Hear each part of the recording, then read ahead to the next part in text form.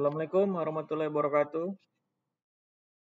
Waalaikumsalam warahmatullahi wabarakatuh. Selamat siang semuanya. Selamat siang, Pak. Bisa Siang, Pak Pak. aktifkan videonya?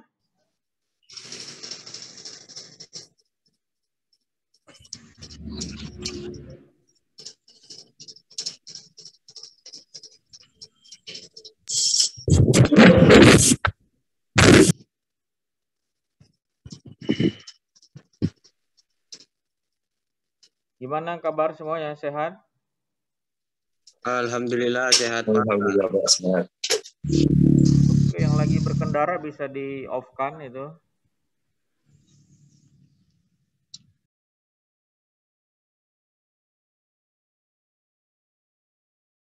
Baik ya, ini kita masuki untuk pertemuan ganti yang ke-15 ya, sebelum kita memasuki UAS ya.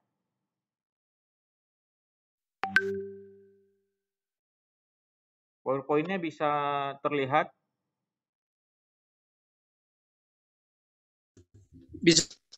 Bisa, Pak. Oke. Nah, pembahasan kita ya untuk pertemuan 15 ini adalah rangkaian seri dan paralel pada AC ya.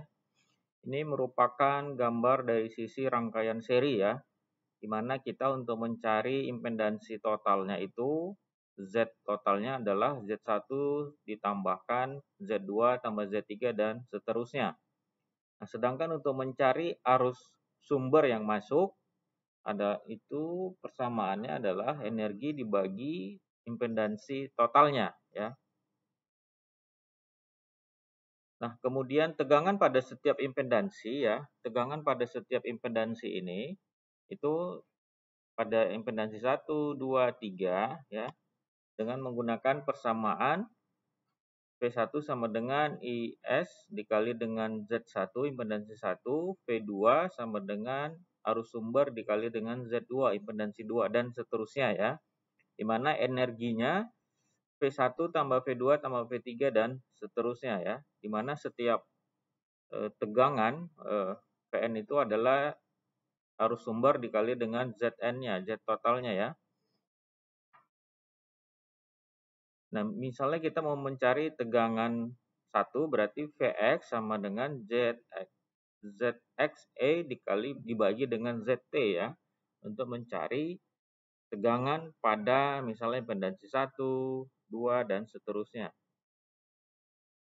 Nah, kemudian ini adalah contoh ya, bagaimana kita menentukan tegangan pada resistansinya, pada induktannya, pada kapasitannya, dan P1-nya pada rangkaian berikut ini. Di mana kita mengetahui R-nya 6 ohm, XL-nya 9 ohm, XC-nya 17 ohm, tegangan sumber 50 volt dengan sudut 30 derajat.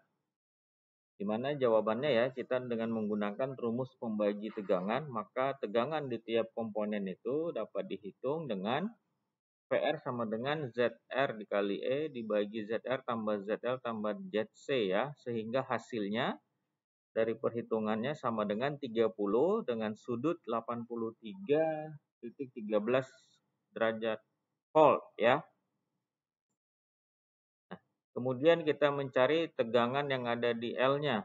ZL dikali E dibagi ZT dengan hasilnya 45 ya, hasilnya 45 derajat, sudutnya 173,13 derajat volt ya. PC-nya dengan rumusnya ZC dikali E dibagi ZT ya. Hasilnya 40 dengan sudut min 6,87 derajat dengan satuannya volt ya. Nah, kemudian kita masuk ke rangkaian paralel ya. Di mana pada rangkaian paralel ya, setiap impedansi yang diparalelkan itu dalam rangkaian AC dia mempunyai beda tegangan yang sama, baik besar, arah maupun fasenya ya. Berdasarkan dari hukum Kirchhoff yaitu diperoleh besarnya arus total itu adalah I1 tambah I2 tambah I3. Sedangkan berdasarkan hukum Ohm persamaannya arus total sama dengan tegangan total dibagi Z total, impedansi total. Nah, besarnya total impedansi diperoleh dengan persamaan 1 per Z1 sama dengan 1 per Z1 tambah 1 per Z2 tambah 1 per Z3. Nah, untuk dua impedansi yang dihubungkan paralel, persamaannya menjadi Z total sama dengan Z1 dikali Z2 dibagi Z1 tambah Z2 ya. Misalnya contohnya sebuah resistor dengan resistansi 8 ohm ya, dihubung seri dengan induktansinya 0,0191 Henry. Kemudian di paralel dengan kapasitor 398 mikrofarad dan resistansinya 6 ohm yang dihubung seri. Rangkaiannya disuplai dengan tegangan 200 volt 50 Hz ya. Nah, bagaimana kita menghitung arus masing-masing pada cabang, kemudian arus total, kemudian sudut fase antara arus dan tegangan, dan terakhir daya pada masing-masing cabang ya. Nah, ini jawabannya ya, di mana kita mengetahui VM-nya adalah 200 volt, frekuensinya 50 Hz, tahanan pada R1 1,8 ohm, L indukannya 0,019 Henry, R2 9 ohm, dan kapasitansinya 398 mikrofarad ya. Nah, untuk mencari arus I1 itu sama dengan V dibagi Z1 dan I2 V bagi Z2, sehingga hasilnya XL-nya itu adalah 2VFL ya. 2VFL ya sama dengan 5,9714 ohm. Nah, kemudian sedangkan XC-nya hasilnya adalah 8 miliohm ya. Nah, ini kita mencari nilai Z1 akar dari R1 kuadrat tambah XL kuadrat, hasilnya 6,23. 679549 ya. Sedangkan Z2-nya akar dari R2 dikuadratkan tambah XC dikuadratkan, hasilnya 10. Nah, arus pada I1 itu rumusnya sama dengan V dibagi Z1, hasil I1 adalah 32,05 ampere ya. I2-nya tegangan per Z2, I2-nya sama dengan 20 ampere ya. Nah, kemudian arus totalnya berarti yang kita dapat adalah I totalnya sama dengan I1 tambah I2. Jadi 32,05 tambah 20 sama dengan 52,05 ampere ya. Nah, untuk sudut fase antara arus dan tegangan, maka didapat cos θ 1 R1 per Z1, hasilnya θ 1 73,2 derajat.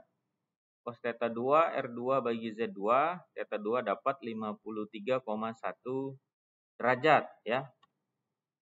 Nah, kemudian untuk sudut fase ya, antara arus dan tegangan yang kita dapatkan adalah kita masukkan dalam persamaan Z1 hasilnya sudah ada tadi dan Z2 dikali dan ditambah sehingga menghasilkan Z totalnya 3,967 dengan sudut 92,42 derajat ya. Jadi itu merupakan kemudian kita cari arusnya. I totalnya sama dengan, jadi sudut fase antara arus dan tegangan adalah 92,42 derajat. Yang bertanda negatif ini berarti arusnya terlambat terhadap tegangan ya.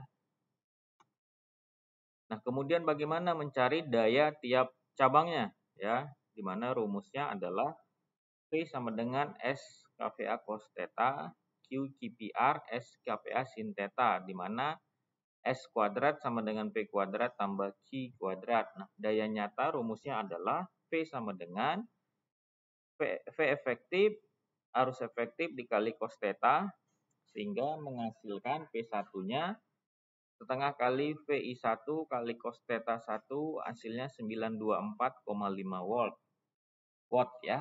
Kemudian P2 setengah P kali I2 kali cos θ 2, HP2 sama dengan 1,200